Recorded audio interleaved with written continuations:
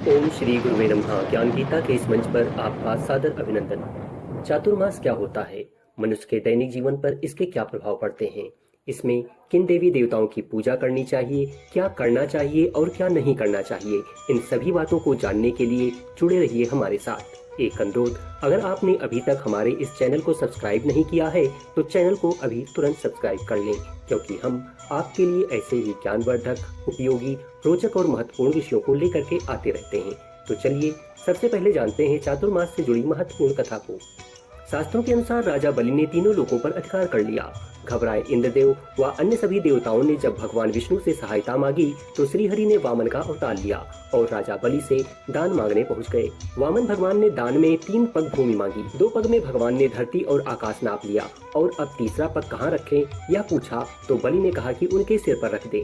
इस तरह बलि से तीनों लोगों को मुक्त करा के श्री नारायण ने देवराज इंद्र का भय दूर किया। लेकिन राजा बलि की दानशीलता और भक्ति भाव देखकर भगवान विष्णु ने बलि से वर मांगने के लिए कहा। बलि ने भगवान से कहा कि आप मेरे साथ पाताल चलें और हमेशा वहीं निवास करें।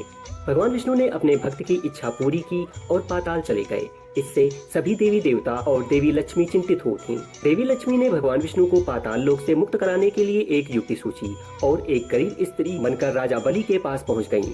उन्होंने राजा बलि को अपना भाई मानते हुए राखी बांधी और बदले में भगवान विष्णु को पाताल से मुक्त करने का वचन मांग लिया।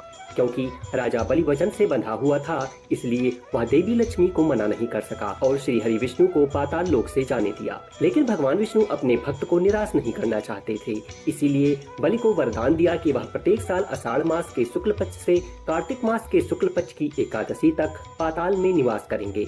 इसीलिए इन 4 महीनों में भगवान विष्णु योग निद्रा में रहते हैं। तो यह थी चातुर्मास की पौराणिक कथा। अब जानते हैं इन चातुर्मास में कौन कौन से माह आते हैं और इसके प्रधान देवता कौन हैं। जैसा कि पौराणिक कथाओं द्वारा आपने इस बात को जान लिया है कि आषाढ़ मास के शुक्ल पक्ष की एकादशी से लेकर के कार्तिक मास के शुक्ल पक्ष की एकादशी के बीच के इस समय को चातुर्मास के नाम से जाना जाता है। ये 4 माह श्रावण, भाद्रपद, अश्विन और कार्तिक होते हैं, किंतु प्रत्येक तीसरे वर्ष अधिक मास के आने से यह समय अवधि 5 माह की हो जाती है, जैसा कि इस वर्ष भी हो रहा है। इस वर्ष 29 जून से 23 नवंबर तक भगवान श्री हरि विष्णु गुरु तत्व में, अर्थात जहां गुरु विश्रांति पाते हैं, ऐसे आत्मदेव में भगवान विष्णु 4 महीने समाधिस्थ रहेंगे। क्योंकि चातुर्मास के दौरान भगवान विष्णु योग निद्रा में रहते हैं, अतः इस बीच धरती के संचालन का जिम्मा भगवान शिव के पास होता है। इन दिनों में कई तरह के मांगलिक कार्य जैसे मुंडन, गृह प्रवेश, शादी, सगाई आदि वर्जित होते हैं। क्योंकि यह ऋतु मौसम के परिवर्तन का समय होता है, इसलिए इन दिनों लोगों को अधिक संयम की आवश्यकता होती है। जो लोग चातुर्मास के नियमों का पालन करते हैं वे सुखी रहते हैं और उनके परिवार की उन्नति होती है, साथ ही सुख समृद्धि भी बढ़ती है। आइए जानते हैं इन दिनों क्या करें और क्या ना करें। जलाशयों में स्नान करें।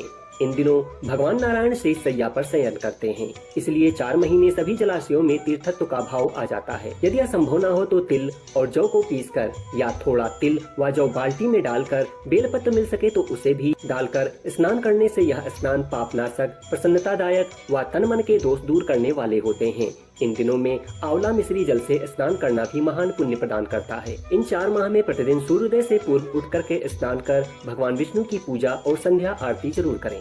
इसमें सावन माह शिव पूजा के लिए उत्तम है। इन दिनों में संत दर्शन और संत के सत्शास्त्र पढ़ें, सत्संग सुने व संतों की सेवा करें। इन दिनों गद्दे हटाकर सादे बिस्तर पर या भूमि अथवा फर्श पर सोना चाहिए। चातुर्मास में एक समय भोजन करना चाहिए। इन दिनों स्टील के बर्तन में भोजन करने की अपेक्षा पलाश के पत्तों पर भोजन करें तो भोजन पापनाशक व पुण्यदायी होता है। साथ ही यह भोजन ब्रह्म भाव को प्राप्त करने वाला होता है। चातुर्मास में पड़ने वाली 4 महीनों में दोनों पक्षों की एकादशी का व्रत जरूर करना चाहिए। 15 दिन में 1 दिन का उपवास 14 दिन के खाए हुए अन्न को ओज में बदल देता है। 1 दिन के एकादशी का यह उपवास ओज, तेज और बुद्धि को बलवान बनाता है। चातुर्मास में भगवान विष्णु के आगे पुरुष सूक्त का पाठ करने से बुद्धि का विकास होता है और सुबह या जब समय मिले भूमध्य में ओमकार का ध्यान करने से बुद्धि कुशाग्र होती है। चातुर्मास में भगवान विष्णु के अलावा महादेव, देवी लक्ष्मी, माता पार्वती, गणेश, राधा कृष्ण, पितृदेव आदि की पूजा करनी चाहिए। इन दिनों दान, दया, इंद्रिय संयम से उत्तम धर्म करने वाले को उत्तम लोकों की प्राप्ति होती है। चातुर्मास में व्यक्ति को 5 प्रकार के दान करने चाहिए, जिसमें दीपदान, अन्नदान, वस्त्रदान, छायादान और श्रमदान शामिल है। चातुर्मास में आप भगवान श्री हरि विष्णु के मंत्र ओम नमो भगवते वासुदेवाय और भगवान शिव के पंचाक्षरी मंत्र ओम नमः शिवाय का जाप कर सकते हैं। चातुर्मास में शिव और विष्णु की भक्ति से मनोरथ सिद्ध होते हैं। अब जानते हैं इन दिनों में क्या नहीं करना चाहिए। इन 4 महीनों में पराया धन हड़प करना, पर स्त्री से समागम करना, निंदा करना, ब्रह्मचर्य तोड़ना, हाथ में आए अमृत कलश को गिरा देने के समान है, अतः इनसे बचें। इन दिनों तांबे के बर्तन में पानी नहीं पीना चाहिए और ना ही भोजन करना चाहिए। चातुर्मास में काला और नीला वस्त्र पहनने से स्वास्थ्य हानि और पुण्य का नाश होता है। असत्य भाषण, दूसरे की निंदा व क्रोध का त्याग करें। चातुर्मास में पान, दही, तेल, बैगन, साग, शक्कर, मसालेदार भोजन, मांस, मदिरा, नमकीन, खाद्य पदार्थ आदि का सेवन नहीं करते हैं। मान्यताओं के अनुसार चातुर्मास में पान छोड़ने से भोग, दही छोड़ने से गोलोक, गुड़ छोड़ने से मधुरता और नमक छोड़ने से पुत्र सुख की प्राप्ति होती है। चातुर्मास के सावन में पत्तेदार सब्जियां, भाद्रपद में दही, अश्विन में दूध और कार्तिक में लहसुन प्याज का सेवन वर्जित है। तो यह थी चातुर्मास से जुड़ी संपूर्ण जानकारी। उम्मीद करता हूं कि आपको यह जानकारी अच्छी लगी होगी। अगर हाँ तो वीडियो को लाइक करें और कमेंट बॉक्स में ओम नमो नारायणाय नमः जरूर लिखें। साथ ही वीडियो को अधिक से अधिक लोगों को शेयर करें। अगर आप हमें यूट्यूब पर देख रहे हैं तो चैनल को सब्सक्राइब करें और फेसबुक पर देख रहे हैं तो पेज को फॉलो करें। धन्यवाद।